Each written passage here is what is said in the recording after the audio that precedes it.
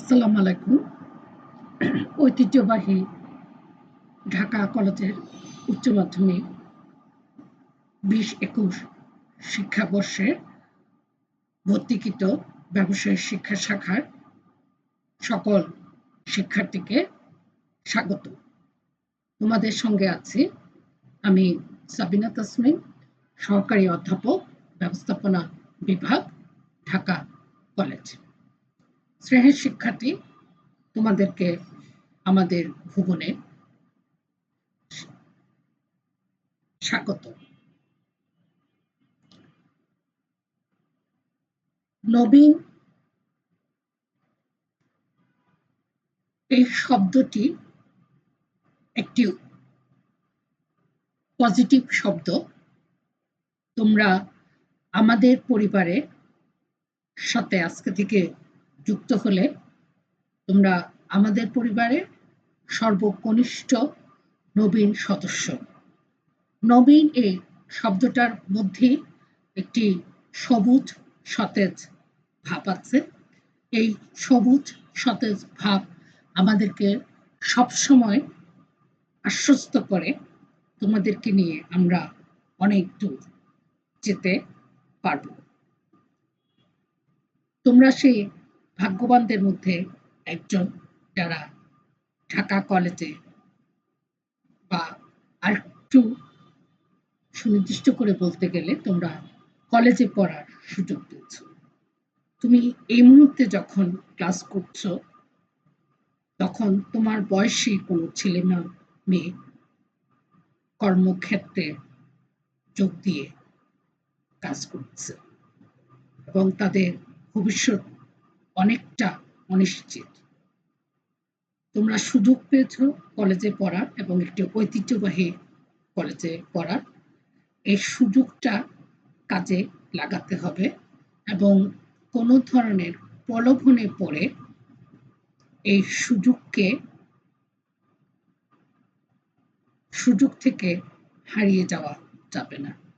অবশ্য আমরাও তোমাদেরকে হারিয়ে যেতে দিব না ইনশাল্লাহ, কারণ তোমরা আমাদের ভালো লাগায় বাস করো, ভালোবাসায় বাস করো এবং তোমাদের সঙ্গে আমাদের যে সম্পর্ক সেটা দিবারাত্রির কাব্য এবং যে সম্পর্কটা অনেক দীর্ঘ, অনেক কাছের, সে সম্পর্কে সবকিছু থাকে। আমরা তোমাদের কখনো বলবো, শাসন করবো, আর আমরা কখনো তোমাদের স্নেহ, আদর, ভালোবাসায় তোমাদেরকে ভরিয়ে দিব। এভাবে করে করে আমরা তোমাদেরকে নির্দিষ্ট লক্ষ্যে পৌঁছার জন্য সহযোগিতা করব। তোমরা একটি কথা মনে রাখবে, তোমাদের সঙ্গে আমরা সব সময় আছি, তোমাদের ভালো কাজে, তোমাদের নির্দিষ্ট লক্ষ্যে পৌঁছার জন্য সবসময় আমরা তোমাদের পাশে থাকব, সহযোগিতা করব। এভাবে করতে করতে তোমরা একটা নির্দিষ্ট লক্ষ্যে পৌঁছে যাবে এবং তখন আমরাই তোমাদের নির্দেশনায় কাজ করব এবং এটাই আমাদের সবচেয়ে বড় আত্মতৃপ্তি, স্বস্তি, আমাদের জয়। এবার আমরা ক্লাস শুরু করে দিই। আমি তোমাদের উচ্চ মাধ্যমিক প্রথম বর্ষের উৎপাদন ব্যবস্থাপনা ও বিপণনের প্রথম পত্রের ক্লাস নিব। আমি পরিচয় আগে দিচ্ছি, এখানে স্লাইডে আবার দেখা যাচ্ছে। আমি সাবিনা তাসমিন, সহকারী অধ্যাপক, ব্যবস্থাপনা বিভাগ, ঢাকা কলেজ। তোমাদেরকে আজকে আমি অধ্যায় 2 এর উৎপাদন উপকরণ নিয়ে আমি আলাপ করব। তার আগে অবশ্য আমি তোমাদের মান বন্টনটা সম্পর্কে আলোচনা করছি। তোমাদের এই সিলেবাসটা 100 মার্কের এবং তোমাদের সৃজনশীল থাকবে 11টা। এই 11টার মধ্যে তোমাদের 60টির উত্তর দিতে হবে এবং এই 60টি তোমাদের 10 মার্ক করে থাকবে, 70 মার্কের। এবং এই প্রশ্নটা ক, খ, গ, ঘ এই 4টা অংশ আছে। কতে 1, খতে 2, গতে 3, ঘতে 4। এরপরে তোমাদের বহু নির্বাচনী, যেটাকে এমসিকিউ বলে তোমরা আরো বেশি ভালো চিনো, সেটা 30 মার্কের। এটা কোনো অল্টারনেটিভ থাকবে না, 30টার মধ্যে 30টাকেই অ্যান্সার করতে হবে এবং প্রতিটি এক করে এখানে তোমাদের 30 মার্ক। তোমাদের মোট পরীক্ষা হবে 100 মার্কের। আমরা এখন একটা স্লাইড দেখতে পাচ্ছি। এই স্লাইডটা দেখলে তোমরা ক্লাসে থাকলে বলতে পারতে এটা একটা গাছের কিছু অংশ কাঠের কাঠ, এবং পরবর্তীতে আমরা আরেকটা স্লাইড দেখতে পাচ্ছি তোমাদের পড়ার টেবিল। এই পড়ার টেবিলটা আমি স্লাইডে নিয়ে এসেছি, এবং গাছের অংশ থেকে, গাছের অংশ কাঠ থেকে এই টেবিলটা হয়েছে। তোমরা প্রথমে একটা ক্লাস করেছো, ইন্ট্রোডাক্টরি ক্লাস, অধ্যায় 1-এর। এই ইন্ট্রোডাক্টরি ক্লাসে তোমাদেরকে উৎপাদন কাকে বলে এটা সম্পর্কে বলা হয়েছে, এবং উৎপাদন সম্পর্কে যে কথাটি বলা হয়েছে তা হলো উৎপাদন যে কোনো জিনিসের উপযোগ সৃষ্টি করে। কারণ আমরা জানি মানুষ কোনো কিছু সৃষ্টি বা ধ্বংস করতে পারে না, মানুষ যেটা করে কোনো জিনিসের রূপান্তর ঘটাতে পারে। সেই রূপান্তরের প্রক্রিয়া হিসেবে আমরা দেখছি যে আমরা গাছের যে অংশ কাঠ, সে কাঠটাকে আমরা একটা প্রক্রিয়ার মধ্যে দিয়ে আমরা এটাকে টেবিলে রূপান্তর করেছি। এবং যখন এটা শুধু কাঠ ছিল তখন এটা আমাদের তেমন কোনো কাজে লাগেনি, এবং যখন এটা টেবিল হয়েছে, টেবিলে আমরা রূপান্তর করেছি, তখন এটা আমাদের কাজে লাগছে। তাহলে আমরা একটা কথা বলতে পারি, উৎপাদন উপযোগ সৃষ্টি করে। এবং উৎপাদনে কোনো ডেফিনিশন লেখার সময় তোমাদের এই জিনিসটা সবসময় মনে রাখতে হবে যে ডেফিনিশন লেখার সময় একটা কি ওয়ার্ড থাকে। উৎপাদনে এই কি ওয়ার্ডটা হচ্ছে উপযোগ। যখন তোমাদেরকে এটা জিজ্ঞেস করা হবে, জানতে চাওয়া হবে, সেটা তোমরা তখন এই কথাটা যেভাবেই বলো না কেন, উৎপাদনের ডেফিনিশন যেভাবেই দাও না কেন, উপযোগ এই শব্দটি কিন্তু আমাদের অবশ্যই থাকতে হবে। অর্থাৎ উৎপাদন উপযোগ সৃষ্টি করে। আমরা এখন পরবর্তী স্লাইডে চলে যাচ্ছি। পরবর্তী স্লাইডে আমরা দেখতে পাচ্ছি উৎপাদনের উপকরণ। আমাদের অধ্যায় 2 টপিকসেরও নাম এটা, উৎপাদনের উপকরণ। আমরা একটু আগে যখন উৎপাদনের কথা বললাম, উৎপাদন যখন উপযোগ সৃষ্টি করে তার কিছু উপকরণের প্রয়োজন হয়। আমরা উৎপাদনের 4টি উপকরণ এখানে দেখতে পাচ্ছি: ভূমি, শ্রম, মূলধন, সংগঠন।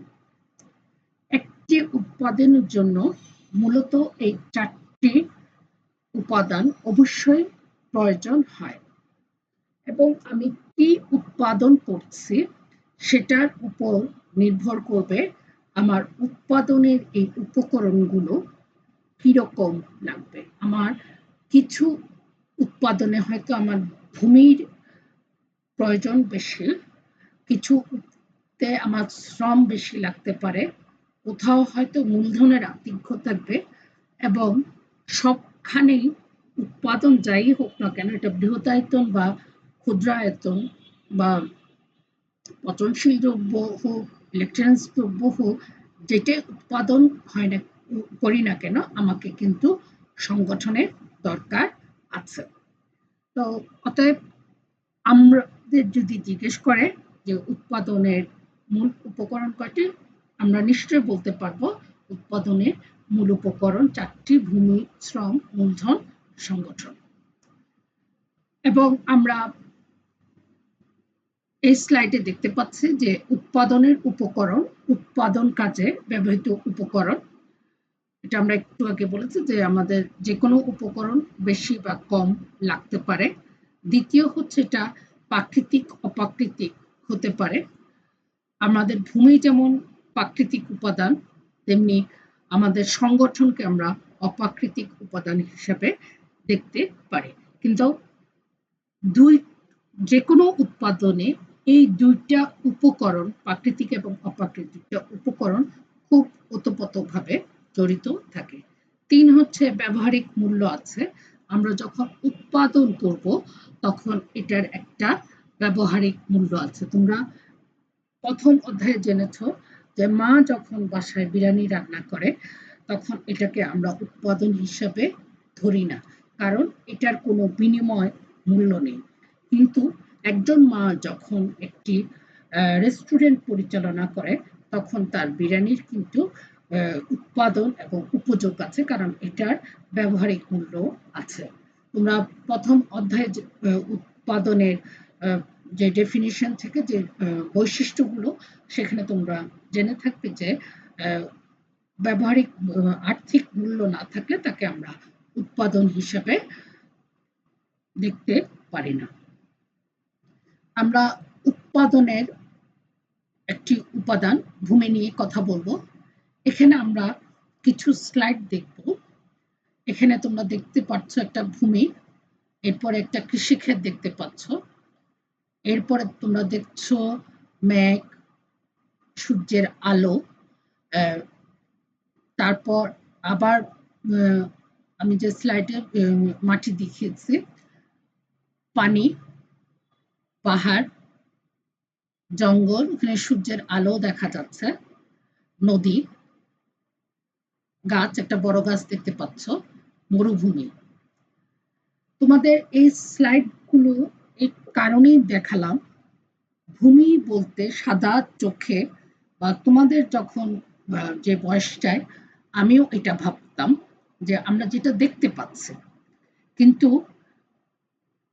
আমরা যখনই উৎপাদনের দৃষ্টিকোণ থেকে ভূমিকে দেখব তখন দেখব যে ভূমি শুধু বলতে আমরা যেটা দেখতে পাচ্ছি সেটা না, সঙ্গে আমাদের যে আবহাওয়া, জলবায়ু, সূর্যের আলো, নদী, পাহাড়, পর্বত, পানি, পানির ধারা, ঝর্ণাধারা, যেটা সবকিছু নির্ভর করে।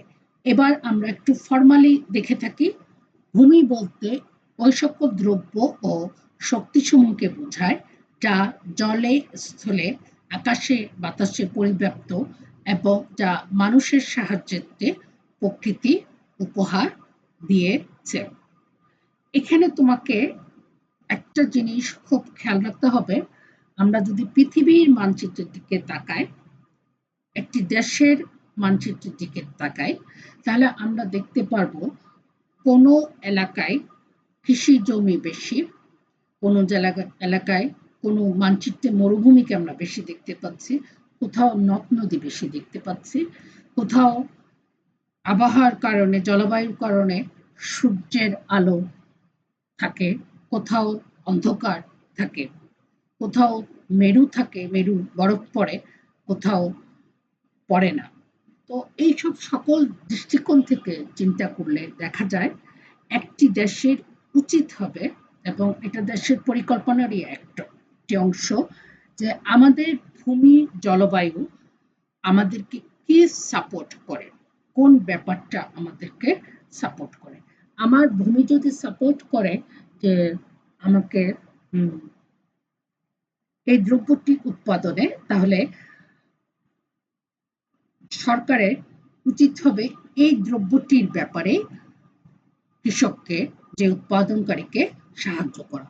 তোমরা যারা উত্তরবঙ্গ থেকে এসেছো, বিশেষ করে রাজশাহী, চাঁপাইনবাবগঞ্জ, এই জায়গায় চাঁপাইনবাবগঞ্জের ভূমি, মাটি, আবহাওয়া আমাদেরকে আম উৎপাদনে সহযোগিতা করে, এবং দেখা গেছে যে চাঁপাইনবাবগঞ্জ সবসময় এই কাজটাই বেশি করে থাকে। কারণ আমি যদি এই কাজটা না করে অন্য একটি উৎপাদনে যায়, তখন দেখা যাবে যে আমার ভূমি আমাকে অতটা পারমিট করছে না, আবহাওয়া আমাকে অতটা পারমিট করছে না, এবং আমার উৎপাদন খরচ বেড়ে যাচ্ছে। এবং আমাকে এই জিনিসটাও খেয়াল করতে হবে, উৎপাদন করে হচ্ছে ভোক্তার জন্য। ভোক্তা যদি এই জিনিসটা ক্রয় করতে না পারে, কারণ ভোক্তার একটি আয় স্তর থাকে, এই আয় স্তরের উপর নির্ভর করেই ভোক্তা পণ্য ক্রয় করে থাকে। ভোক্তা যদি এটা ক্রয় করতে না পারে, তাহলে আমার উৎপাদিত দ্রব্য বিক্রি হবে না এবং আমি মুনাফা অর্জন করতে পারবো না। ব্যবসায় যেটা মুখ্য উদ্দেশ্য মুনাফা অর্জন, সেই মুনাফা অর্জন থেকে মুনাফা অর্জন আমি করতে পারবো না। তাহলে যেই দেশের সৃষ্টিকর্তা যেই রকম ভূমি দিয়েছে, যেরকম আবহাওয়া দিয়েছে, যেরকম জিনিস উৎপাদন করতে তাদের সহযোগিতা করছে, তাদের উচিত হবে সেই দ্রব্যেরই উৎপাদন করা। এবং এখানে তোমাদের এই কথাগুলো লিখতে হবে যে জলে, স্থলে, আকাশে, বাতাসে যে জিনিসগুলো আছে, যেগুলো প্রকৃতি আমাদেরকে উপহার দিয়েছে, সেই জিনিসগুলো দিয়ে কাজ করাকে আমরা ভূমি বলবো। এরপরে আমরা দেখতে পাচ্ছি শ্রম।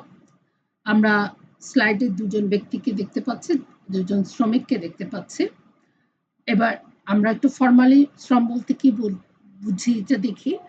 শ্রম বলতে উৎপাদন কাজে নিয়োজিত মানুষের শারীরিক ও মানসিক সকল প্রচেষ্টাকে বোঝায়, যা অর্থ উপার্জনে সম্পৃক্ত। শ্রম বলতে উৎপাদন কাজে নিয়োজিত মানুষের শারীরিক ও মানসিক সকল প্রচেষ্টাকে বোঝায়, যা অর্থ উপার্জনে সম্পৃক্ত। আমি সারাদিন বসে গান গাইলাম, কিন্তু আমি কোনো অর্থ পেলাম না, এটা কিন্তু আমার শ্রম হবে না। আমি যখন মঞ্চে গান গাইব, তোমরা শুনবে, আনন্দ পাবে, এবং তোমরা এটার জন্য কর্তৃপক্ষ আমাকে অর্থ প্রদান করবে, তখনই এটা আমার শ্রম হবে। এরপরে আমরা দেখছি মূলধন। মূলধন ও উৎপাদনের খুব শক্তিশালী একটি উপাদান। আমরা একটা ব্যাংকের ছবি দেখতে পাচ্ছি। ছবিটা এই কারণেই দিলাম, মূলধন বলতে আমরা সাধারণত অর্থকে বুঝে থাকি, ক্যাপিটাল যেটা, কিন্তু মূলধন আরো অনেক কিছু আছে।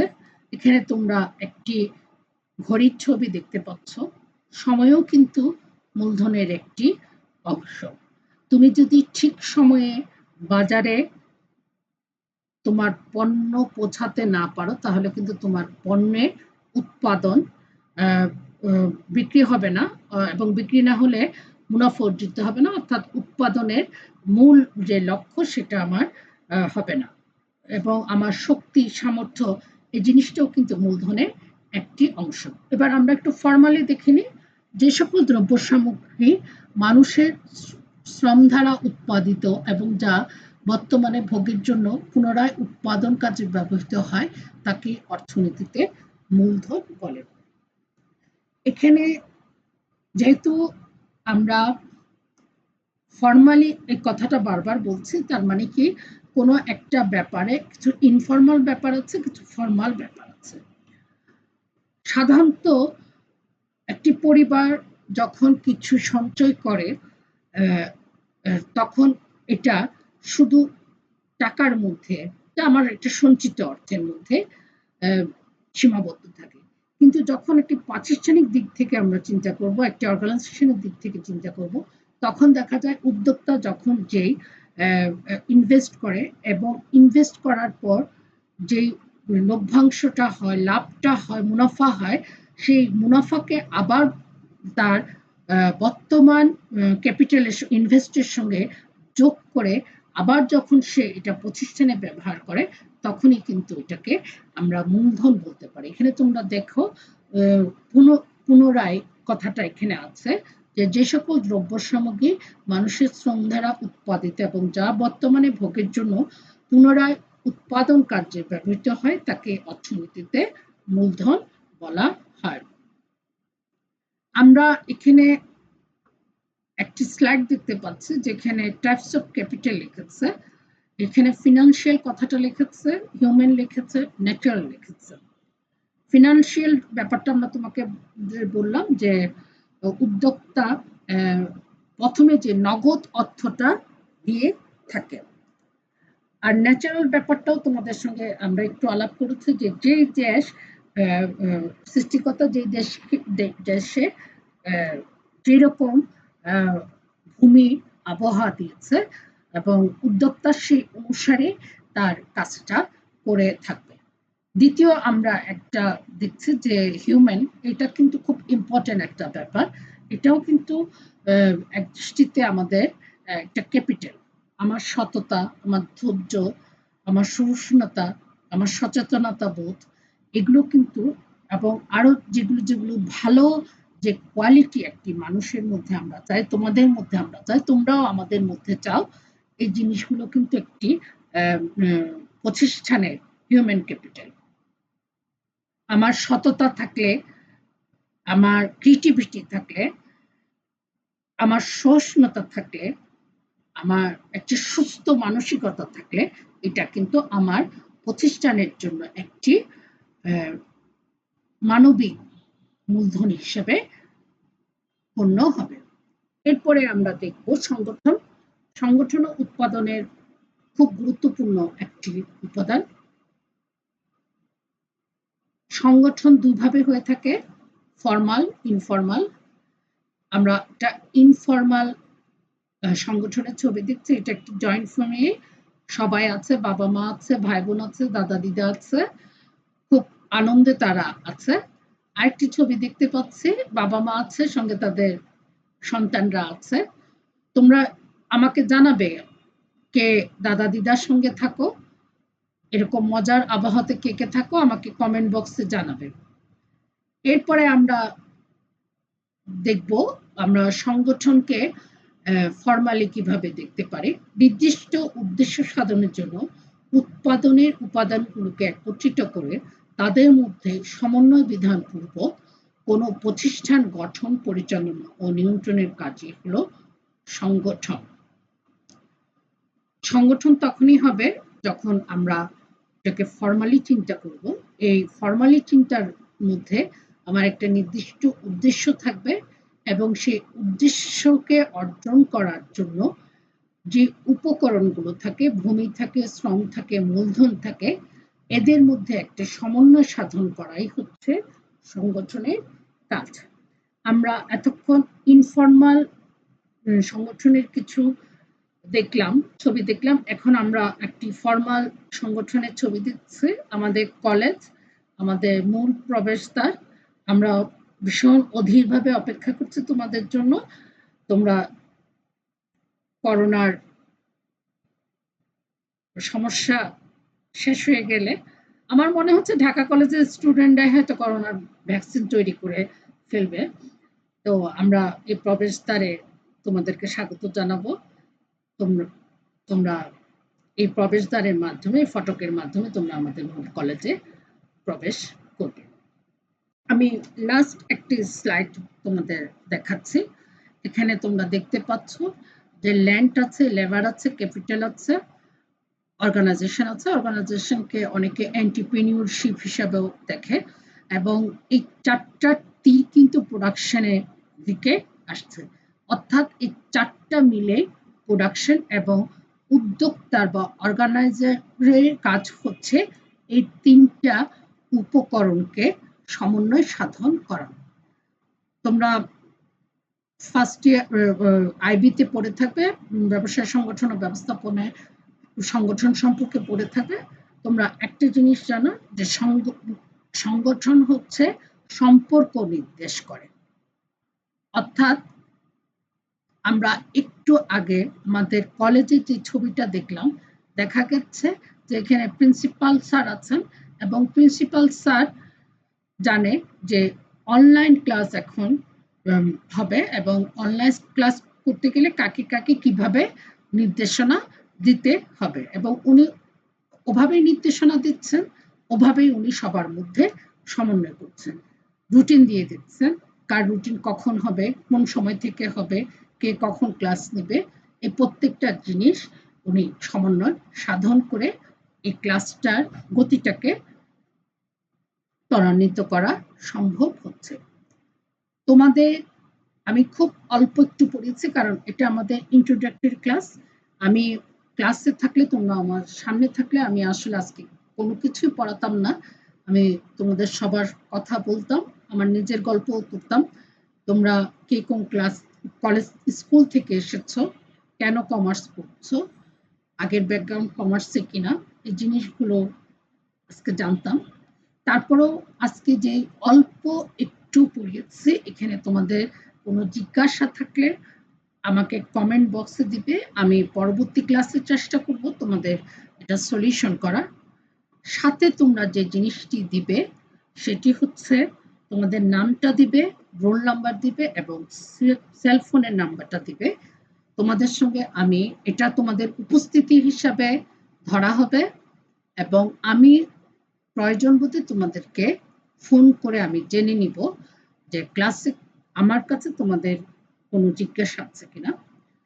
এখন যদিও সাধারণ ছুটি ঠিক আছে, কিন্তু তারপরেও বাসায় থাকবে, বাসা থেকেই খুব হাসিখুশি অবস্থায় থাকবে এবং আমরা আশা করছি আমরা খুব শিগগিরই ক্লাসে ফিরে আসবো ইনশাল্লাহ। এরকম একটি দিক নির্দেশনা আমরা অবশ্যই পাবো এবং বাসায় থেকে মাকে ঘরের কাজে সাহায্য করবে। মাকে ঘরের কাজে সাহায্য করা প্রগতিশীল মানসিকতার লক্ষণ। তোমরা সবাই ভীষণ ভালো থাকবে। সৃষ্টিকর্তার কাছে সবসময় এই কামনাটাই করছে এবং আমরা যাতে খুব শিগগিরই সামনাসামনি দেখা করতে পারি, সৃষ্টিকর্তার কাছে এই কামনাটা করে ক্লাস শেষ করছি। আল্লাহ হাফেজ।